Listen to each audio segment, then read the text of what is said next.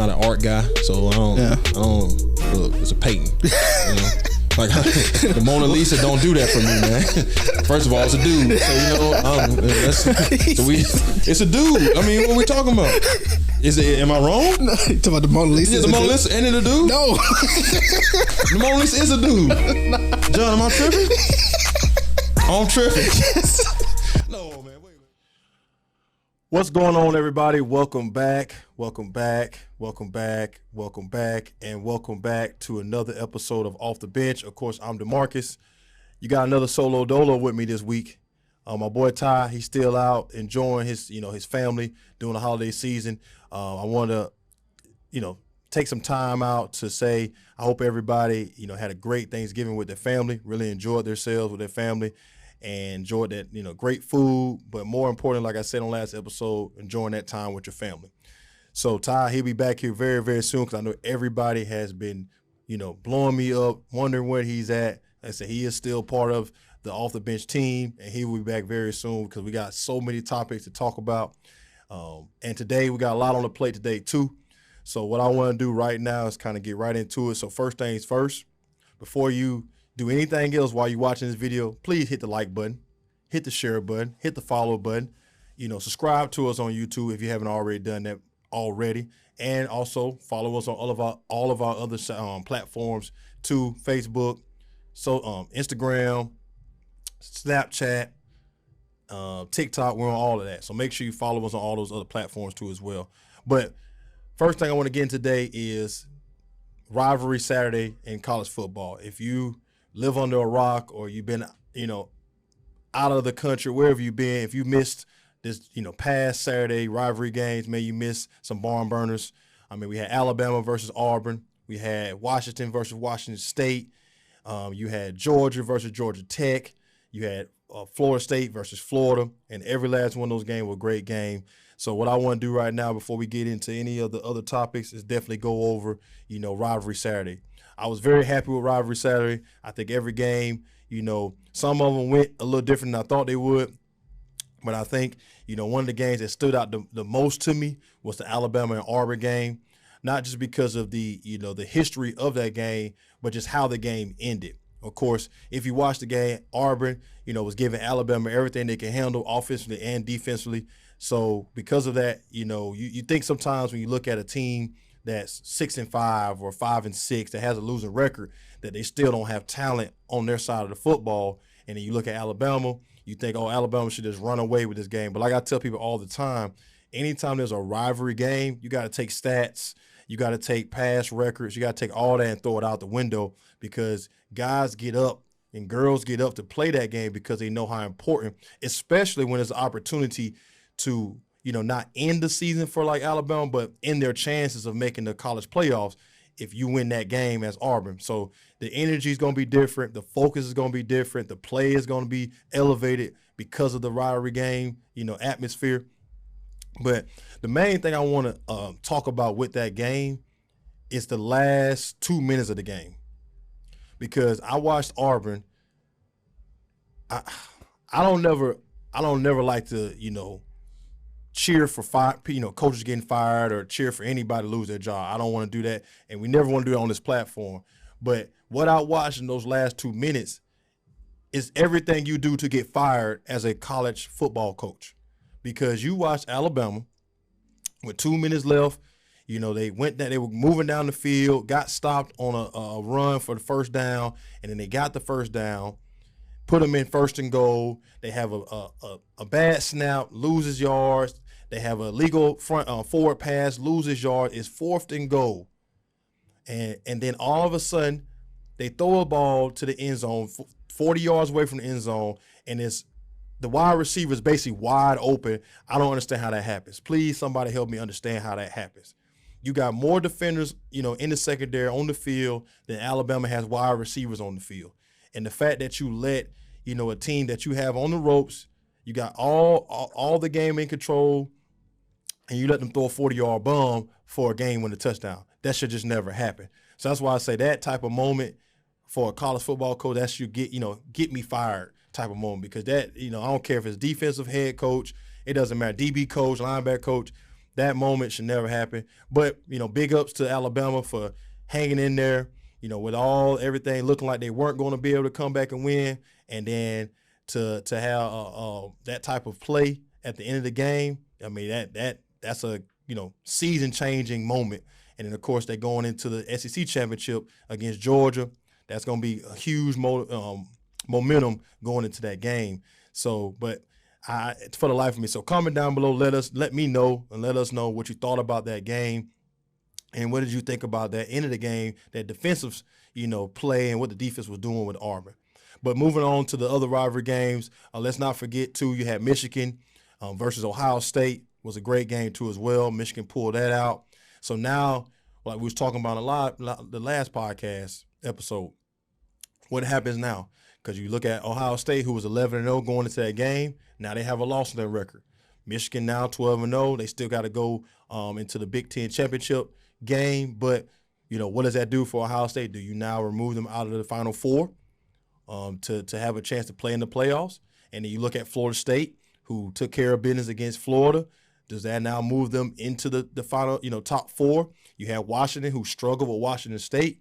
Do they keep their spot? So, it's going to be very interesting to see what the committee and the NCAA do in this next revealing of the top 4 teams for the college playoff. I feel like Georgia's still solidified, even though, Georgia Tech played them pretty close, but they end up pulling away from, I think, winning by 2 touchdowns. So, or about 17 points, somewhere around that, 17 to 2 touchdowns to 21 points, something like that. So when you look at, what Georgia did against Georgia Tech, they took care of business. Of course, they keep their number 1 spot.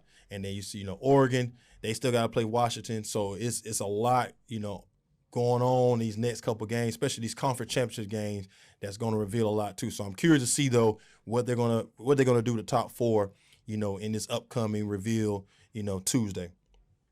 All right, so staying with football, let's transition to the NFL.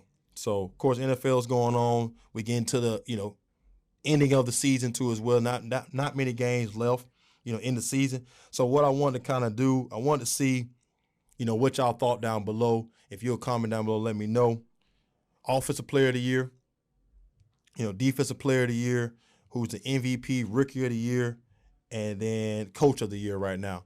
I would say for me, Offensive Player of the Year, I would have to give it to C.J. Stroud. I think C.J. Stroud has been the best offensive player consistently this year when it comes to, the way he's played, the way he's, helped his team out. Now, some other names, Tyreek Hill, I think he's been phenomenal too as well, for Miami because, he's trying to break that, 2,000-yard mark as a receiver. He's well on his way on that. So I would say those two were, top in my mind when it comes to Offensive Player of the Year. And then you got Coach of the Year. I would have to go to the Houston coach, D'Amico. And what he's done with Texas. I would have to say he's Coach of the Year for me. Defensive Player of the Year. Defensive Player of the Year is kind of up in the air for me, but right now I like what Michael Parsons doing with Dallas. And then you can't go wrong with with Bosa. You got T.J. Watt. So it's a lot of options, but I think right now, with just the sheer dominance and the effect of the game, I would go with Michael Parsons. I know some people out there gonna be like, man, that's a cowboy. You always critical on Cowboys. I am, but I still can recognize when somebody's being dominant on one side of football.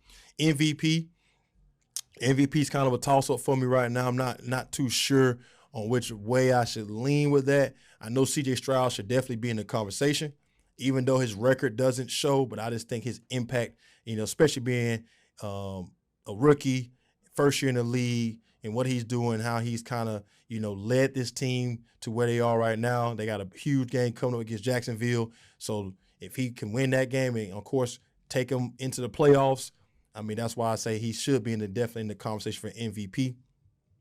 And then as for Rookie of the Year, hands down, C.J. Stroud's Rookie of the Year for me. So y'all comment down below. Let me know who you think is, in those positions as well.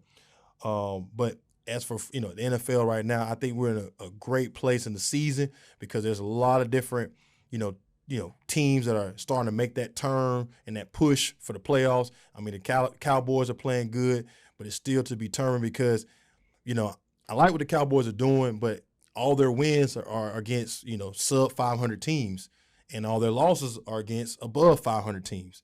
So I want to see how they, what they can do in the rest of the season, because they have a gauntlet they got to go through in their last 5 to 6 games.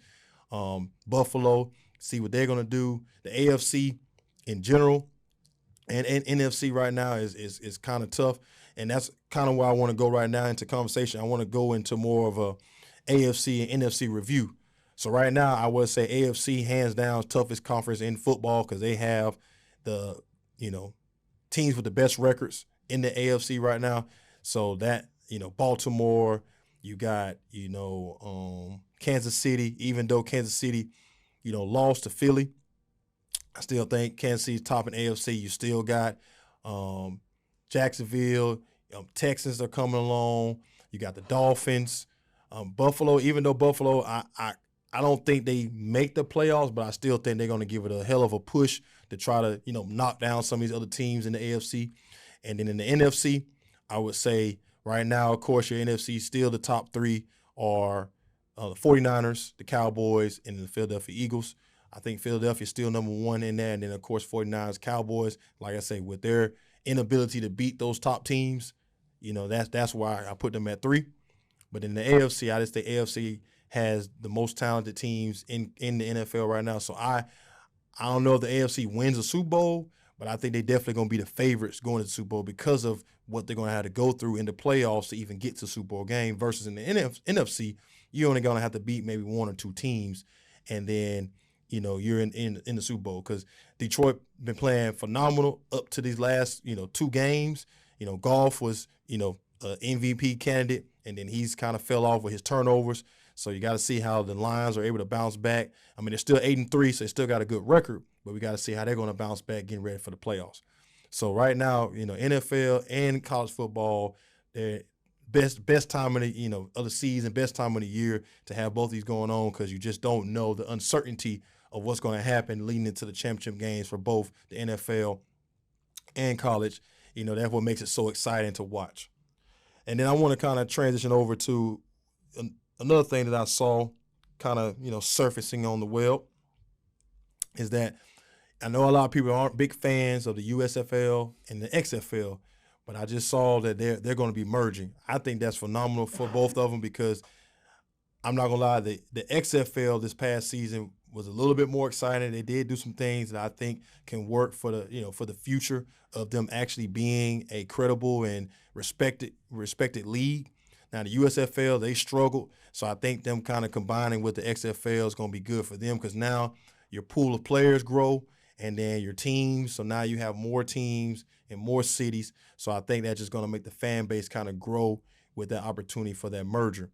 Now, do I ever see them, getting to a place where the NFL at? I don't know. Like I said, because their leagues are typically different in the rules and the way they, players interact. And then, of course, with the level of talent that's in those leagues, they're not to the same level what the NFL is. Now, I think with the merger, it also will help them with that. Now they can start having like an actual draft and start, getting those players that might not have gotten drafted in the NFL, but then they can draft them over there to get them some playing time. But I would really like to see a relationship develop between the XFL and USFL and the NFL to kind of do like the G League does for the NBA. And, these other organizations that, have such a farming system. You go into Major League Baseball, they have a farming system. You go to soccer, they have a farming system. So if the NFL, XFL, USFL can actually, band together in that regard to where it's like, hey, you have a pool of players, we have a pool of players, let's do these drafts, and then, of course, when players don't necessarily get to play, in the NFL, or they might have got drafted, but they're not going to be able to play right away. Hey, you got these opportunities in this other division that allows you to get some real playing time, get some real pros. And then, of course, injuries happen all the time in football. You can either pull them up, or you can, like I say, you can go back down after you're recovering from an injury and then get some playing time and then get yourself back up to the NFL. Because that's what happened with P.J. Walker. With him playing in the XFL last year, now he's playing with, the Cleveland Browns. And because of his performance and his skill set he put on display with the XFL, it gave him opportunity to play in the NFL. So I think there's a golden opportunity here for the NFL, XFL, and the USFL to merge in that regard. And then you still keep your separation as what you are as a league and what you're doing with your organizations, with your ownerships, with your players, your endorsements, all that good stuff. You still have that opportunity to control that, but then you still have access to more players. So I think if y'all are watching, which me and John always say, we never know who's watching, but we always think one of y'all are. If you see that, I mean, that's something to throw on the table, as an opportunity. So let's transition into the NBA. So I don't know if anybody saw it, but I have to say it and I have to, pay my respects to LeBron James. He just became Mr. 39,000 points total. Only player to ever do that. I don't want to get into a big debate, on GOAT status, but I will say phenomenal job, phenomenal career. And it's amazing to see what he's doing in the league still. I mean, to be almost 40 years old and still putting up mad numbers like he's doing, still being the best player on the Lakers, which I think in itself is phenomenal. But I know it looks good right now. I don't know if it's sustainable enough for them to actually make a playoff run and for him to try to win another ring before he retires. But what he's doing, I mean, 39,000 points, you can't deny that to be a great, great thing for him individually, but still to be having an impact on the game like he's doing is still incredible. So I'll ask this question again, like I asked on the last episode, for anybody that might have missed it. Do you think LeBron James, Mr. 39,000 right now, would still be, would have still reached his peak of greatness that he is at right now if he never went to Miami? I know some people have commented, down below and let me know on the last episode, but I want to give, anybody fresh to the podcast an opportunity to let me know what you think about that comment too as well. Do you think LeBron James will ever be at the peak he is now if he never went to Miami? A lot of people say yes. A lot of people say no. I personally believe that he still would be LeBron James. I don't know if he'll have all the accolades and all that, but I still think his greatness of who he was coming out of high school, going into the NBA, I still think he would have been the player that he is. But I don't know if he'd have all the championships and all the individual accolades that he has without making that transition to Miami, because I believe that transition to Miami did do a lot for him. But I don't think it did all for him what he's done, because I think also too sometimes when we ask these type of questions, we tend to forget the amount of work that players put in, the amount of studying of the game, is lost because we think, oh well, this is the only reason why this person is great. But no, that person put a lot of work in, and I think greatness is not judged by situations and always certain decisions. I think greatness is judged by the person's ability to tap into what skill set they have and just go all in and give it everything they got. So I think with that being said, that I just want to pay respect to LeBron and tell him congratulations on reaching that 39,000 point mark and counting, because if you're watching the NBA right now, he's still got a lot of life in him, and he's every single game he's doing something else that just shocks everybody. So still a lot of time left in his game, and we'll see how far he could push it. Can he get to 40,000 points, 41,000 points, and then also too with him being the only player to get to this level, do you see anybody else having an opportunity to even get to that level or surpass him? So y'all let me know down below what you think about that.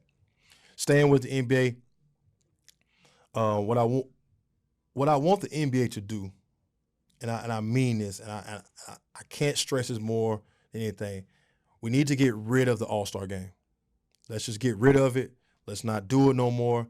It's boring. It's not fun to watch because the players don't take it serious enough, and it's messing the weekend up because you already got the All-Star game that's not exciting. The celebrity game is starting to turn into something that's not worth watching. You got the rookie versus sophomore game that's it's okay, but then like the Saturday night events with the dunk contest, with the 3-point contest, skill test, or skills challenge they call it. But I would like for the NBA to do, when it comes to the All-Star Weekend, I think you still can have an All-Star Weekend where you celebrate your players and all that, but I think they need to go into more of a USA versus the world format.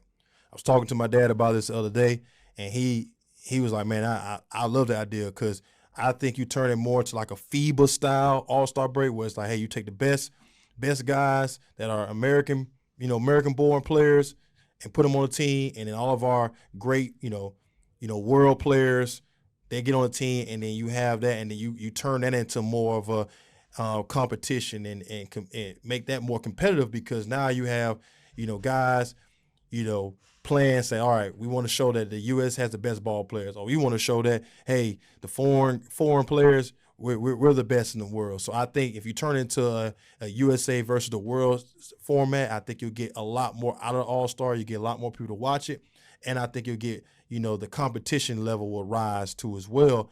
And if you can keep that type of tally to where every year now, I think guys look forward to going to All-Star game, or not All-Star weekend in the sense, more than All-Star game. And then when it comes to like Saturday night stuff with the dunk contest, we if they want to keep that going, especially with 3-point shooting, the skills challenge, you got to get the guys that are known for that skill set, and not force them, but really convince them with some type of incentive, similar to what they're doing with the in-season tournament.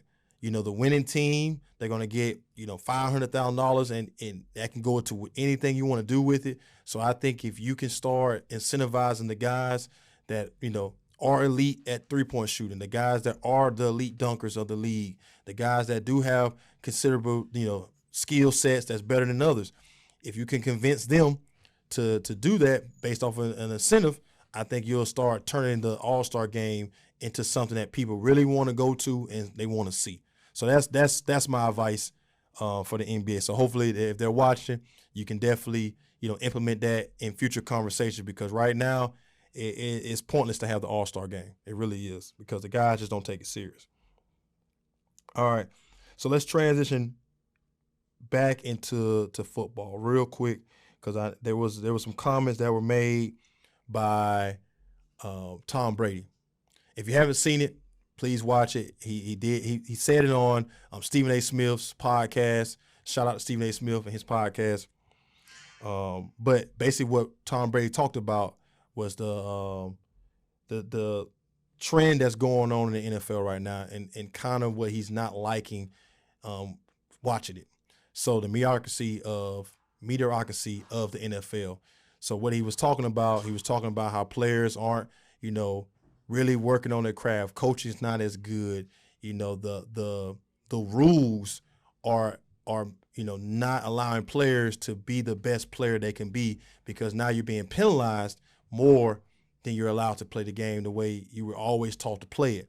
And a lot of that, what he was talking about, was like tackling and then of course the quarterbacks of the league, and them actually learning how to play the position and learning how to position the ball in places on the field that benefits their players more than anything. Because he was talking about how he would never throw a pass over the middle because he was in fear of his player getting killed by Ray Lewis and the Derrick Brookses of the world. So I kind of agree with Tom Brady in the sense, because the rules are trying to soften up players. But my beef with the NFL is, how as a player do I'm supposed to play the game at a high level, but at the same time I have to be worried about how to slow myself down from going 100 miles an hour to tackle somebody, and don't use my helmet, or don't use my don't go too low, or don't go too high, or like the amount of time that you have as a player. I don't care what sport you're playing.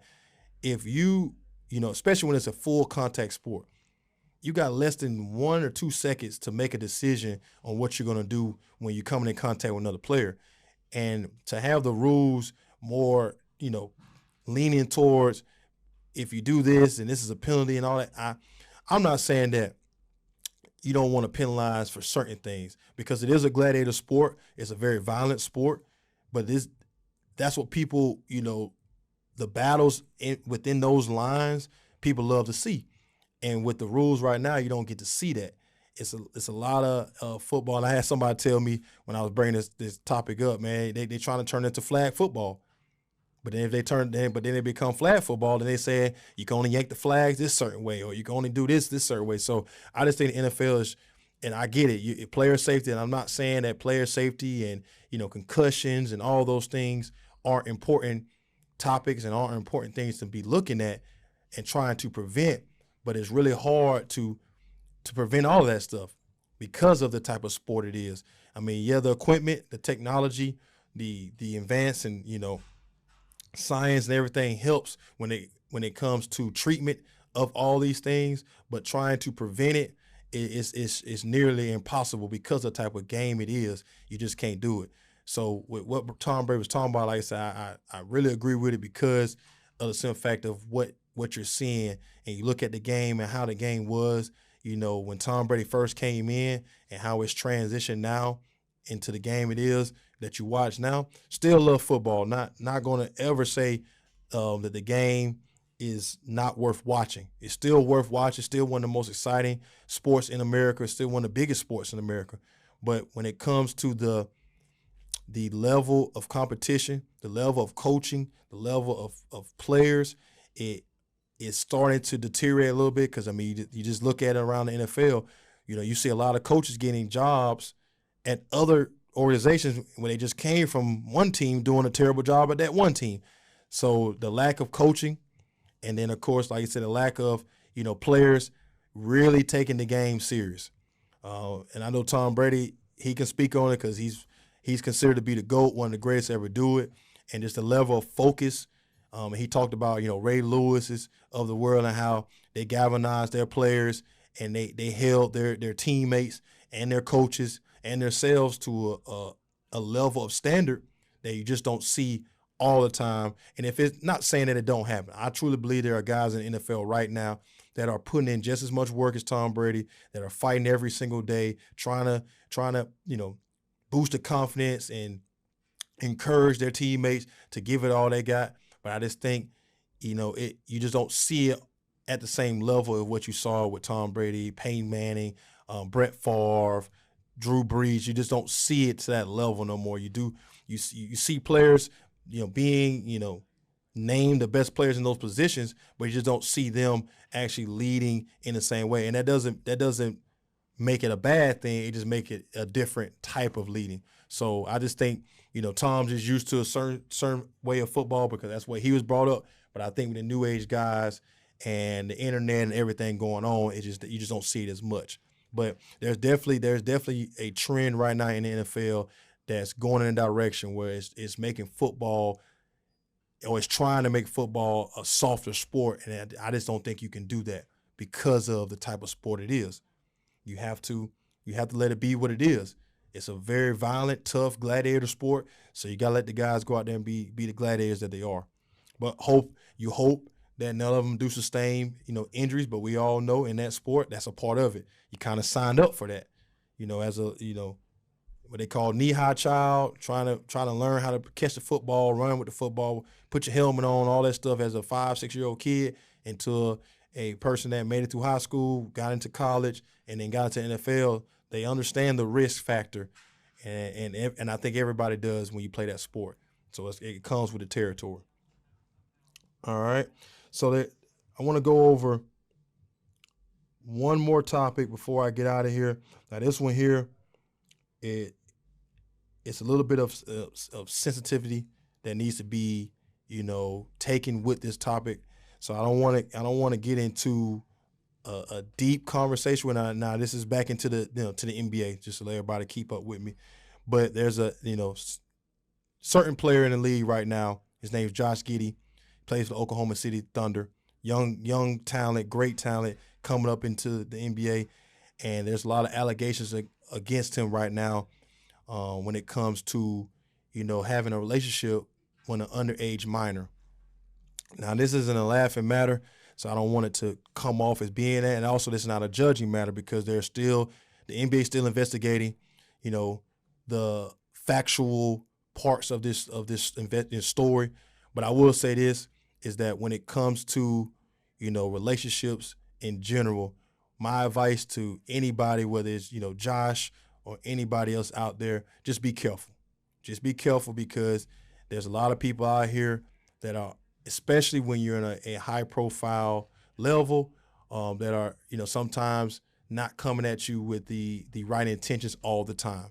So that's why I would just say, just be very careful. I don't want to get into too much opinion on it. Like I said, it's unfortunate for the young lady and it's unfortunate for him because it's hurting her and it's hurt, both. There's no winners in this conversation. He's getting, it's hurting him just because people starting to think that, hey, he likes to, mess with young women. And we don't know that to be true at all. We don't know what the circumstances of the relationship is. We don't know any of that. So I would say to everybody, just, hold back on some type of judgment on him until all the facts come out. But like I say, it's unfortunate because the world we live in, people like to form opinions before they have actual facts. So I would just say, hate to hear that for him because he's a great young player, with OKC Thunder. And, him and Shea, what they've been doing over there with OKC, really bringing that team into the spotlight to be not a contender just yet, but to definitely be a young team that's, on the come up and, have a bright future with him on the team. So I hope everything works out for him and the young lady that's involved with the situation. And I hope it all comes out to be something that everybody can learn from, especially the parties involved, but everybody else, that sees what's going on as well. So, but I think that's going to wrap today's episode up. I know we had a lot on the plate today, but I want to thank everybody for always watching. Shout out to everybody that's, commenting on the reels, commenting on the page. You definitely are helping with growing what we're doing. And also just a kind of a brief announcement too. I know y'all been really loving me and John doing our live events, with the local basketball teams in this area. We're going to do more of that, so that's coming soon. So please stay tuned to more of those announcements. And if you're in the building, like I said, make sure you come and see us when you do see the live event happening. But as always, we want to thank y'all for watching today's episode. Make sure before you leave today, you like, follow, share, subscribe. Follow us on all of our social media platforms, which always is listed down in our description below. Make sure you stay tuned. But, man, other than that, everybody enjoy your day, and we'll catch you on the next episode. But until then, peace.